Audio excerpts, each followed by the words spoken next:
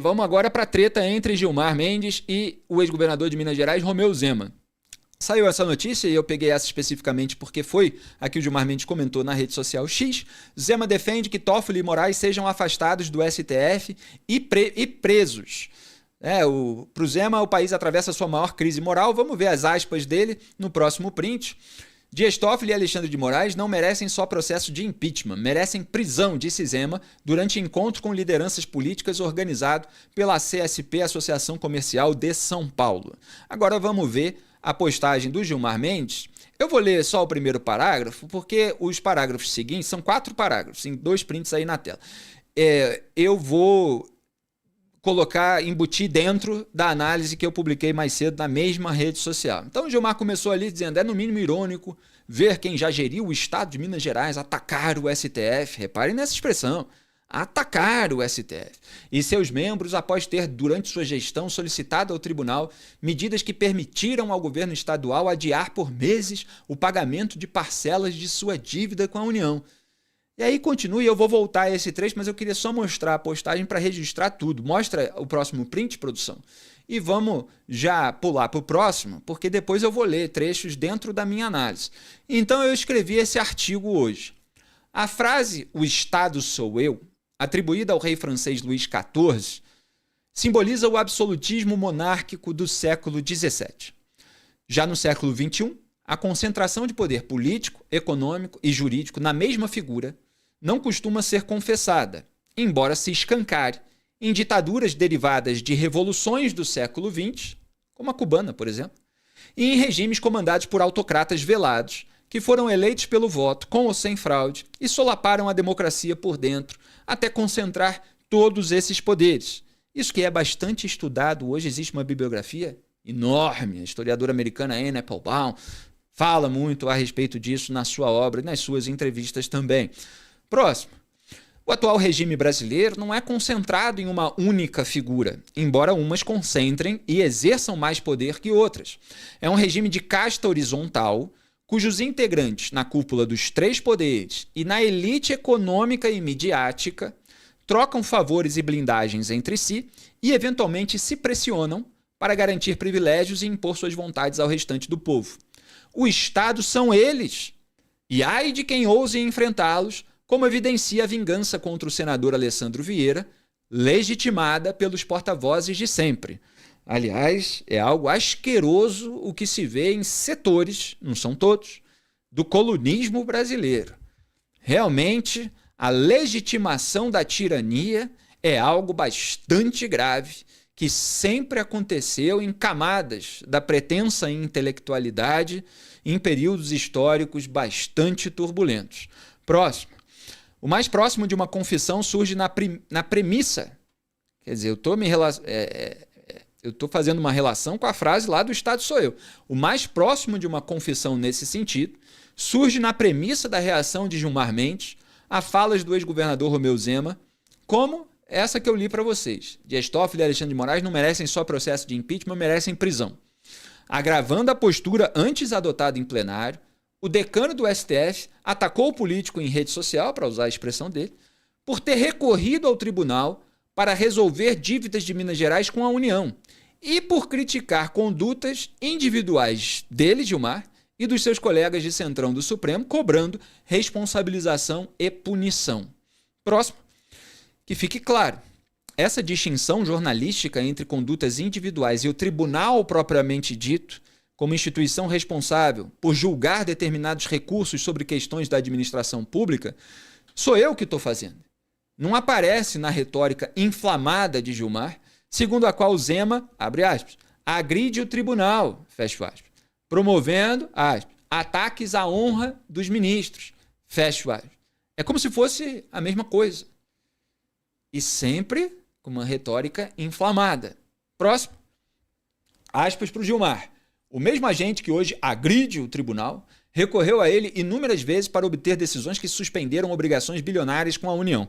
A contradição é latente. Quando o STF profere decisões que garantem o fluxo de caixa ou suprem omissões do legislativo local, a corte é acessada como agente necessário. Contudo, basta que a corte contrarie interesses políticos desse grupo para que o pragmatismo jurídico dê lugar a chavões vazios de ativismo judicial, e ele botou entre aspas, ativismo judicial, e a ataques à honra dos ministros. Fecho aspas, mantém um pouquinho na tela, produção. Só chamar a atenção para o Gilmar acusando outra pessoa de explorar chavões vazios. Eu fiz um bloco do programa outro dia para mostrar os chavões vazios que ele utilizou para exaltar o Jorge Messias em sua campanha para emplacar esse indicado do Lula no STF e trazer para o grupinho dele, para essa patota do centrão do Supremo. Gilmar, nesses vídeos que eu mostrei no programa de hoje, usou vários chavões vazios, como usa o tempo todo contra a Lava Jato. É o que, muitas vezes em análise filosófica, se chama de opinião autoprobante. Ele diz que é e pronto, acabou. Não faz a menor questão de demonstrar aquilo que ele está dizendo. E isso, por definição, muitas vezes é o próprio chavão vazio. Mas ele, em vez de responder, de refutar elementos fáticos, factuais, que são utilizados nas críticas aos ministros, ele finge que é tudo chavão vazio. Próximo. Alterar, olha o método, hein, que eu estou descrevendo. Alterar a natureza do objeto das críticas alheias é um método de tentar ganhar o debate sem precisar ter razão. Além de transformar em agressão, que é uma palavra que sugere violência, a crítica às condutas individuais de ministros do Supremo, Gilmar sorrateiramente trata essas condutas como se fossem meras decisões que teriam contrariado os interesses de Zema. É como se as relações comerciais das famílias Toffoli e Moraes com Daniel Vorcaro e seu cunhado Fabiano Zettel fossem da mesma natureza que um eventual veto ao parcelamento de dívidas de um Estado antes gerido pelo PT, que é o que o Zema aponta o tempo todo, que o PT deixou lá um problemão para ele nas contas públicas. Próximo. Aspas para o Gilmar. É a política do utilitarismo. O STF serve como escudo fiscal e contábil, mas é tratado como vilão quando decide conforme a Constituição e não conforme a conveniência de ocasião. Fecha. Gilmar falando disso, acusando os outros disso. Arremata o Gilmar, então. Como se não tivesse sido conveniente ao Toffoli manter a relatoria do caso Master, omitindo que tinha sido sócio oculto da Marit, e a Moraes investigar auditores e liberar ação para limitar a delação após a revelação do contrato de 130 milhões de reais do escritório de sua esposa com o banco de Vorcaro, além das negociações noticiadas para a colaboração do dono do Master. Próximo. O mais grave, porém, é mesmo a premissa de que Zema deve alguma espécie de vassalagem e gratidão aos ocupantes de cargos na atual composição do STF, e em especial ao mais antigo deles, em razão de qualquer decisão favorável do tribunal sobre questões estatais, como se elas tivessem sido um favor pessoal. Essa ira incontida do decano contra Alessandro Vieira e Romeu Zema não só remete ao absolutismo monárquico de Luís XIV, como reforça argumentos contra as extrapolações da cúpula do judiciário e os escambos feitos, ou esperados, na República. O Estado brasileiro, em regra, não é Gilmar e, na prática, jamais deveria ser. Muito bem, vamos para a próxima parte, que é a repercussão. O Partido Novo fez uma postagem na rede social, resumindo: Gilmar Mendes inverte tudo. As críticas de Romeu Zema à conduta de certos ministros viram ataque ao tribunal. Já decisões do tribunal são tratadas como favor pessoal de certos ministros. Usa a toga como escudo e arma ao mesmo tempo. O Romeu Zema fez uma postagem também. O Intocável ataca novamente. Ele tem feito aquelas publicações com vídeos falando dos intocáveis, se referindo aos ministros do STF, com animações cômicas e críticas, né, satíricas, para ser mais preciso. Olha, Gilmar Mendes, continua o Zema, eu fui mesmo várias vezes ao STF durante meu governo para defender os mineiros. Defendi o meu estado da dívida bilionária que outras gestões criaram, olha aí a referência ao governo de Fernando Pimentel, do PT, e nenhuma conseguiu resolver como eu fiz. Agora, enquanto eu vou ao STF em busca de resolver a vida dos mineiros, tem gente que vai aí arranjar contrato de 129 milhões de reais para a esposa. E aí, esse é o Supremo que você tanto defende? Quer que eu fique calado? É só os ministros intocáveis pararem de roubar o brasileiro, e eu vou voltar a esse ponto do Zema, tá? Que fique bem claro. Parar de beneficiar os seus familiares. Deixem de ser intocáveis e voltem a ser juízes, empregados do povo. Aí sim, você não vai mais precisar ir ao X fazer textão. Façam esse favor para o Brasil. Então essa foi a postagem do Zema. Deixa aí na tela. Reparem ali no 4º parágrafo que o Zema ele acrescenta uma frase que não era necessária, que ele pode fazer esse enfrentamento cobrando responsabilização, punição, apontando a gravidade, fazendo críticas incisivas, duras, sarcásticas.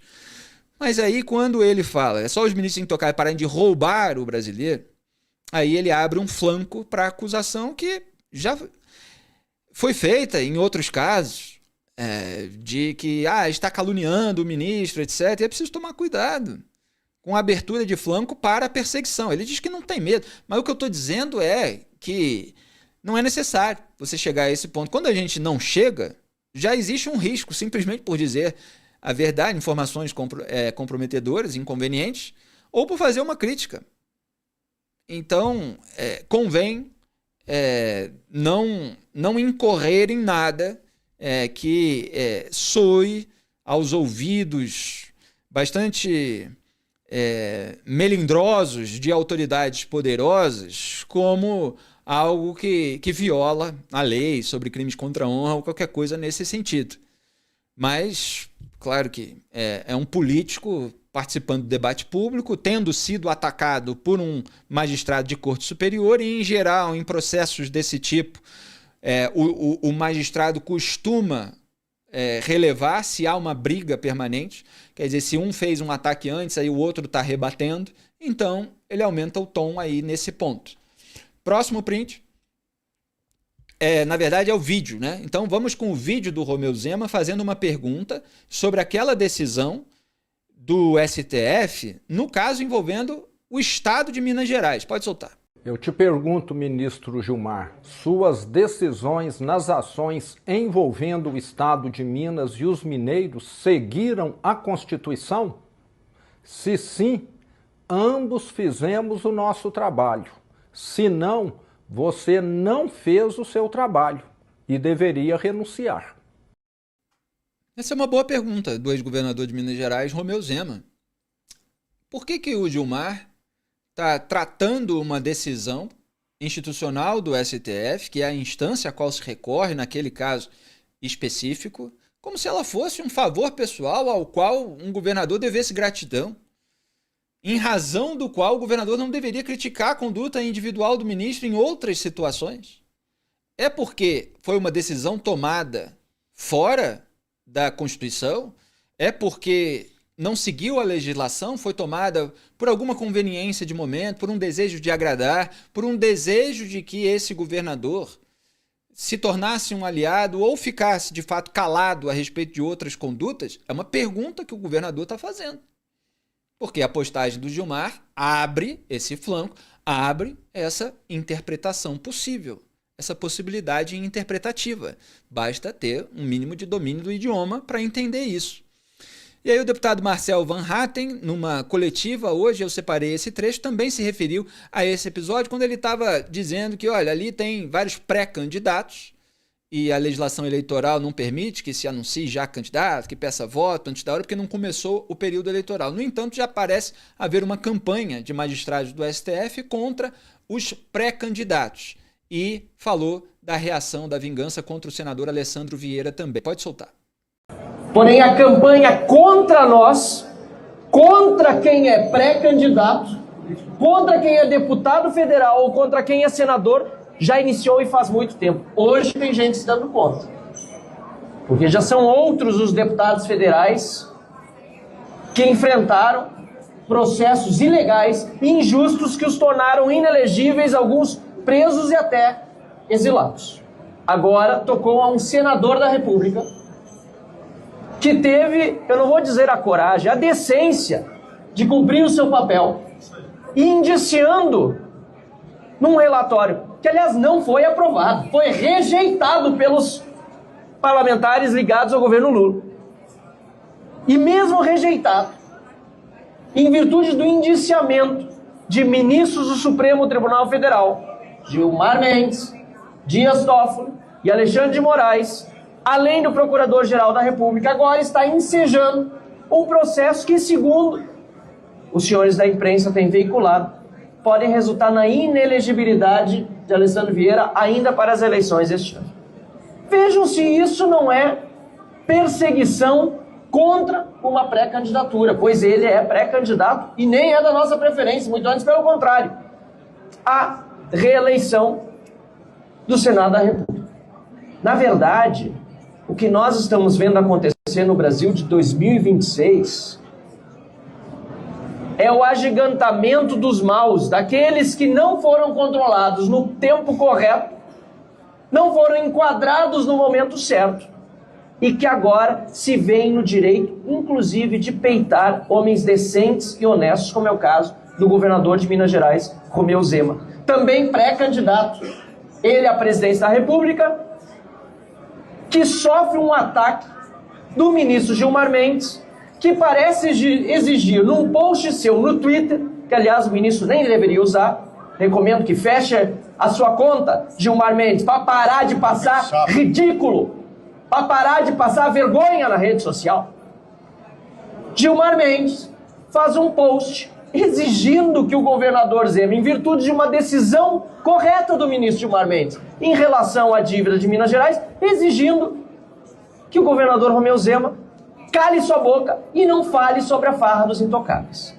Pois eu estou aqui para dizer a estes que não deveriam apenas sofrer impeachment, não. Lembremos do amigo do meu pai, da Operação Lava Jato, que foi enterrado pelos ministros do Supremo porque estava chegando no Supremo Tribunal Federal. Não merecem apenas o impeachment, deveriam, se fosse este um país sério, estar na cadeia já pagando pelos seus crimes. Pois fiquem sabendo que nem Romeu Zema, nem nenhum de nós, nem ninguém aqui neste parlamento ou na política brasileira que tem decência vai se calar. Nós vamos falar ainda mais e mais alto, porque nós somos uma oposição decente, honesta e que quer ver o Brasil passado a limpo. Podem nos perseguir, podem vir para cima, podem fazer o que quiser. O povo estará do nosso lado e ainda mais neste ano de eleição tão importante para o Brasil, eu tenho certeza que a justiça, a verdade e a democracia, todas elas juntas, prevalecerão. Muito obrigado. Muito bem, está aí o discurso do deputado federal Marcel Van Hatten, que também é do Partido Novo, em defesa aí do Romeu Zema e em críticas ao centrão do STF, com toda essa perseguição e se referindo ao ano eleitoral. Aliás, cada vez que o centrão do STF coloca as suas garrinhas de fora, cada vez que o governo Lula sai em seu socorro, cada vez que essa aliança fica mais exposta, que as trocas de favores começam a ser mais percebidas por outros segmentos da população, é preciso ver se como que o eleitorado vai reagir a isso. O Lula já estava querendo se distanciar dos ministros do STF, justamente em razão do seu desgaste. Agora precisou socorrê-los. Acho que o Lulinha pode ficar tranquilo, né? Porque a aliança está bastante forte. Mas o PT vai precisar conter todo esse desgaste em ano eleitoral. Fazendo o quê? Aquilo que a Dilma dizia que o PT fazia. O diabo na hora da eleição. O Marcel Van Hatten, em determinado momento, falou porque esse mal não foi combatido na raiz ou coisas nesse sentido. Pois é, eu estava lá. Eu estava lá apontando. Aliás, antes de 2019, porque a reação à Lava Jato, ela começou lá, principalmente, a ganhar corpo em 2017. Tem tweet meu de maio de 2017 mostrando que o Gilmar tinha mudado a sua posição sobre a prisão após condenação em segunda instância depois que a Lava Jato chegou no Aécio e no Michel Temer. Só que ela estava chegando ao mesmo tempo no Poder Judiciário, como aos poucos foi ficando mais claro, principalmente no caso da Operação Esquema S, que depois acabou suspensa pelo próprio Gilmar. Bom, depois veio 2019... CPI da Lava Toga, encabeçado pelo Alessandro Vieira, família Bolsonaro, que é aliada desses parlamentares, boicotou. Mal não foi combatido na raiz, aquilo que muitas vezes se chama de monstro, né? Que é uma instituição que expande o seu poder, que concentra poder demais, foi alimentado por muita gente que precisa botar a mão na consciência. O vídeo que você acabou de assistir é um corte do programa Análise dos Fatos, transmitido ao vivo às segundas e sextas às 12 horas e terças, quartas e quintas às 18. As íntegras ficam disponíveis na aba Ao Vivo do meu canal de YouTube e os cortes na aba Vídeos. Curta, compartilhe e seja membro do canal para ajudar a manter esse programa no ar. Obrigado.